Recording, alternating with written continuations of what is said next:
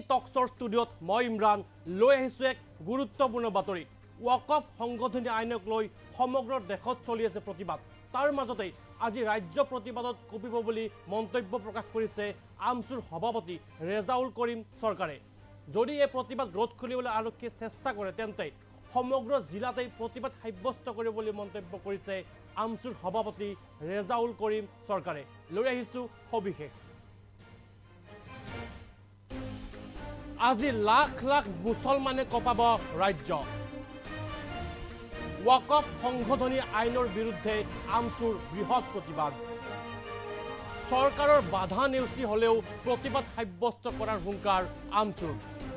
আমছুৰ সদস্যক আৰক্ষীয়ে বাধা দিলে জিলাই জিলাই প্ৰতিবাদ সাব্যস্ত কৰিব।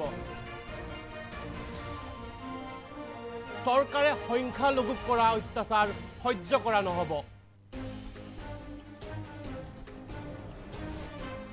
সংখ্যালঘুৱে অধিকাৰ কাঢ়ি আনিবই।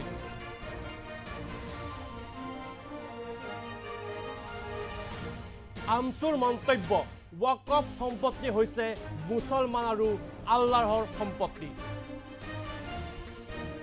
কোনেও হস্তক্ষেপ কৰিব নোৱাৰে এই সম্পত্তিৰ ওপৰত।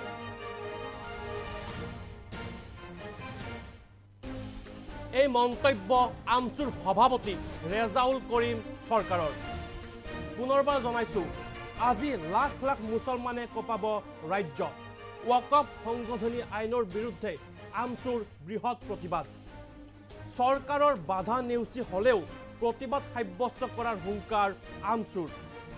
আমছুৰ সদস্যক আৰক্ষীয়ে বাধা দিলে জিলাই জিলাই প্ৰতিবাদ সাব্যস্ত কৰিব। চৰকাৰে সংখ্যালঘুক কৰা অত্যাচাৰ সহ্য কৰা নহ'ব। সংখ্যালঘুৱে অধিকাৰ কাঢ়ি আনিবই। আমছুৰ মন্তব্য, ৱাকফ সম্পত্তি হৈছে মুছলমান আৰু আল্লাহৰ সম্পত্তি। কোনেও হস্তক্ষেপ কৰিব নোৱাৰে এই সম্পত্তিৰ ওপৰত। এই মন্তব্য আমছুৰ সভাপতি ৰেজাউল কৰিম চৰকাৰৰ। পুনৰবাৰ জনাইছোঁ, আজি ৰাজ্য কঁপিব প্ৰতিবাদত। ৱাকফৰ বিৰুদ্ধে আমছুৰ বৃহৎ প্ৰতিবাদ।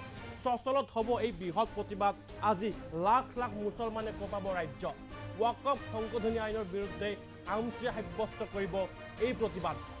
চৰকাৰে যদি বাধা দিয়ে, বাধা নেওচি হলেও এই প্ৰতিবাদ সাব্যস্ত কৰিব বুলি আমছুৰ সভাপতি ৰেজাউল কৰিম চৰকাৰে মন্তব্য প্ৰকাশ কৰিছে। সেই মন্তব্য আমাৰ হাতত আহি পৰিছে। সেই মন্তব্য আপোনালোকৰ বাবে আগবঢ়াইছোঁ। পূৰ্ণভাৱে গণতান্ত্ৰিকভাৱে হ'ব আৰু অসম চৰকাৰ ভাৰত চৰকাৰক আমাৰ প্ৰতিবাদী ভাষা আমি গণতান্ত্ৰিক আন্দোলনৰ জৰিয়তে আমি বুজাবলৈ চেষ্টা কৰিম। আৰু চৰকাৰে যি ধৰণে নিৰ্মম অন্যায় আৰু অত্যাচাৰ বিশেষকৈ ধৰ্মীয় সংখ্যালঘুৰ ওপৰত কৰি আছে, ইয়াৰ প্ৰতিবাদ কৰা হ'ব। কিন্তু দুৰ্ভাগ্যৰ বিষয় যে আজি এই আন্দোলনত অসম চৰকাৰে ভয় পাইছে, আজি ভয় খাইছে। আমি গণতান্ত্ৰিকভাৱে সকলো ধৰণৰ নিয়ম কানুন মানি অনুমতি সাপেক্ষে অনুমতি বিচাৰি এই ধৰ্ণা কাৰ্যসূচী আমি সচলত দুঘণ্টীয়াকৈ ৰূপায়ণ কৰাৰ সিদ্ধান্ত লোৱাৰ পিছত, প্ৰশাসনক সকলো কথা জনোৱাৰ পিছত আজি সন্ধিয়াৰ পৰা অসমৰ বিভিন্ন প্ৰান্তৰ জিলাৰ আমাৰ কেন্দ্ৰীয় বিষয়ববীয়াসকলৰ আৰু জিলা সভাপতিসকলৰ ঘৰত পুলিচে গৈ সন্ত্ৰাস সৃষ্টি কৰি আছে। তেওঁলোকক বিচাৰি ফুৰি আছে। তেওঁলোকক বিভিন্ন ঠাইত আবদ্ধ কৰাৰ খবৰ ইতিমধ্যে আমাৰ হাতত আহিছে। গতিকে আমছুৰ এই গণতান্ত্ৰিক আন্দোলনক পুলিচে যিমানেই চেষ্টা নকৰক কিয় তেওঁলোকে মহিমূৰ কৰিব নোৱাৰে। আমাৰ প্ৰতিবাদী কণ্ঠ সদায় আগবাঢ়ি আছে আৰু আগবাঢ়ি গৈ থাকিব। আমাৰ ন্যায্য প্ৰাপ্য যেতিয়ালৈকে আমি নাপাওঁ, যেতিয়ালৈকে আমাৰ পূৰ্বপুৰুষসকলে দিয়া সম্পত্তিৰ অধিকাৰ বেলেগে কাঢ়ি ল'ব বিচৰাটো আমি মানি নলওঁ, যেতিয়ালৈকে আমাৰ সম্পত্তি আমাৰ নাথাকিব, যেতিয়ালৈকে আমাৰ ভূমিহীন মানুহে ভূমিৰ সমস্যাৰ সমাধান নহ'ব, যেতিয়ালৈকে অসমৰ সংখ্যালঘু জনগণৰ ওপৰত নিৰ্মম যি চৰকাৰে অন্যায় আৰু অসাংবিধানিক অত্যাচাৰ কৰি আছে এইবোৰ বন্ধ নহ'ব, তেতিয়ালৈকে আমাৰ প্ৰতিবাদী কণ্ঠ অব্যাহত থাকিব, প্ৰতিবাদ অব্যাহত থাকিব। গতিকে আমি অসমৰ গৃহ বিভাগৰ দায়িত্বত থকা মুখ্যমন্ত্ৰীক আমি আহ্বান জনাইছোঁ যে আপুনি আপোনাৰ গৃহ বিভাগৰ পুলিচক লগুৱাই কিয় আমছুৰ আন্দোলন প্ৰতিহত কৰিব বিচাৰিছে? আপুনি কিয় গণতান্ত্ৰিক আন্দোলনক ভয় কৰিছে? আমি কোনো ধৰণৰ হিংসাত্মক আন্দোলনৰ কাৰ্যসূচী গ্ৰহণ কৰা নাই। আমি কোনো ধৰণৰ বিশৃংখল পৰিৱেশৰ কাৰ্যসূচী গ্ৰহণ কৰা নাই। আমি গণতান্ত্ৰিকভাৱে আমাৰ ওপৰত হোৱা ভাৰত চৰকাৰ আৰু অসম চৰকাৰে কৰা অন্যায় আৰু অত্যাচাৰ, আমাৰ পূৰ্বজসকলে দিয়া মাটি কাঢ়ি লৈ যাব বিচৰা কাৰ্যটোক আমি বিৰোধিতা কৰি আমাৰ অসমৰ সংখ্যালঘু জনগণৰ মূল সমস্যা বা চৰকাৰখনে যি ধৰণে দমন নীতিৰে সংখ্যালঘুসকলক নিক্ষেপ কৰিছে তাৰ প্ৰতিবাদত আমি আন্দোলন কাৰ্যসূচী গ্ৰহণ কৰিছোঁ।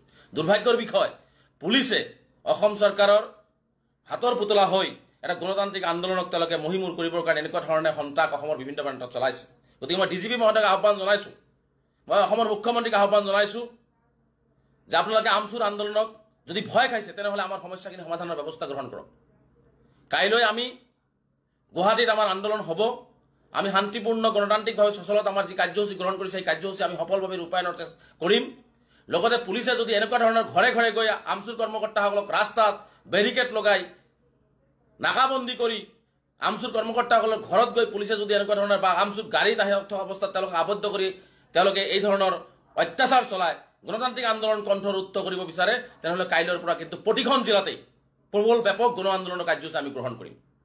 আমি কাইলৈ সদৌ অসম সংখ্যালঘু ছাত্ৰ ইউনিয়নৰ ধৰ্ণা কাৰ্যসূচী আমি ৰূপায়ণ কৰিম। আপোনালোকে যিমানেই বাধা নিদিয়ক, যিমান মানুহ যাব নিদিয়ক, আমাৰ এজন সৈনিক হ'লেও গুৱাহাটীত বহি ইয়াৰ তীব্ৰ প্ৰতিবাদ সাব্যস্ত কৰিব। আমাৰ আমচুৰ কৰ্মকৰ্তাসকলে নিজৰ প্ৰাপ্য অধিকাৰৰ বা সাংবিধানিক অধিকাৰৰ বাবে এজন কৰ্মকৰ্তা হ'লেও গুৱাহাটীৰ সচলত বহি গণতান্ত্ৰিক আন্দোলনৰ কাৰ্যসূচী গ্ৰহণ কৰিবই। আৰু যদি এনেকুৱা ধৰণৰ বাধাবিলাক দি থাকে, যদি আমচুৰ কৰ্মকৰ্তাসকলক তেওঁলোকে ধৰ্ণাত যাবলৈ বাধা দিয়ে, তেনেহ'লে প্ৰতিখন জিলাতে কিন্তু ভয়াৱহভাৱে গণতান্ত্ৰিক আন্দোলনৰ কাৰ্যসূচী আমি গ্ৰহণ কৰিব বাধ্য হ'ম। গতিকে গৃহ বিভাগৰ দায়িত্বত থকা মুখ্যমন্ত্ৰী আৰু ডিজিপি মহোদয়ক আহ্বান জনাইছোঁ, এনেকুৱা ধৰণৰ হিটলাৰী শাসন, এনেকুৱা ধৰণৰ মানুহক ডিঙি চেপি মানুহৰ অধিকাৰ, মানুহৰ কথা কোৱাৰ অধিকাৰ, বাক স্বাধীনতাৰ অধিকাৰ, আন্দোলন কৰাৰ অধিকাৰৰ পৰা আপোনালোকে বঞ্চিত নকৰিব। আপোনালোকে এইবোৰ যি ধৰণে কৰ্মৰাজি চলাই আছে এইবোৰ বন্ধ কৰক। স্বৈৰতন্ত্ৰ, হিটলাৰী তন্ত্ৰ, যি পুলিচ ৰাজ চলাব বিচাৰিছে এইবোৰ বন্ধ কৰক। মানুহক স্বতন্ত্ৰভাৱে কথা কোৱাৰ অধিকাৰ দিয়ক। মানুহক নিজৰ প্ৰাপ্য অধিকাৰ তেওঁলোকে দিব পৰা নাই, সেইখিনি অধিকাৰ খোজাৰ কাৰণে তেওঁলোকক বাধ্য কৰাই, তেওঁলোকক ধৰি বান্ধি থানাত বহুৱাই আপোনালোকে সেইখিনি নকৰিব। পৰিৱেশ কিন্তু আৰু গণতান্ত্ৰিকভাৱে আৰু ভয়াৱহ হ'ব আন্দোলনৰ জৰিয়তে। গতিকে মই পুনৰবাৰ স্পষ্টকৈ কৈছোঁ যে সদৌ অসম সংখ্যালঘু ছাত্ৰ ইউনিয়নৰ আন্দোলন কিন্তু যোৱা 5 তাৰিখেই আমি ঘোষণা কৰিছোঁ। আৰু ইতিমধ্যে অসম চৰকাৰৰ প্ৰশাসন, অসমৰ পুলিচ বিভাগ সকলোৱে জানে, আৰু ইতিমধ্যে আমি লিখিত আকাৰেও জনাই দিছোঁ। আৰু ইতিমধ্যে আমাৰ কাৰ্যসূচী ইতিমধ্যে সকলো ধৰণৰ কাম কাজ শেষ হৈছে।